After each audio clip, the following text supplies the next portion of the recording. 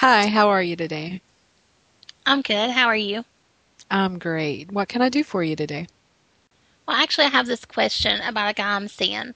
We're really just seeing each other casually, but I really like to see us in a committed relationship.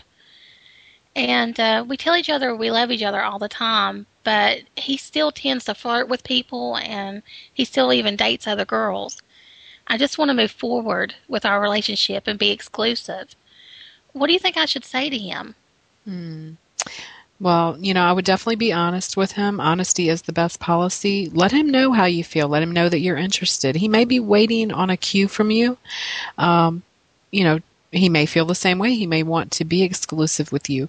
Also, with men, especially in their late 20s, early 30s, if they're in a bachelor mode, they may not want to have that exclusive relationship. They may want to be involved with several people.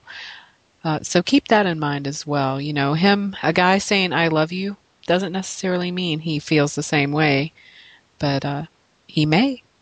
And it's definitely worth something exploring. If you're feeling something, chances are he's feeling it too. Thank you. I appreciate that. You're welcome. I hope it helps you. Yeah, I think it will.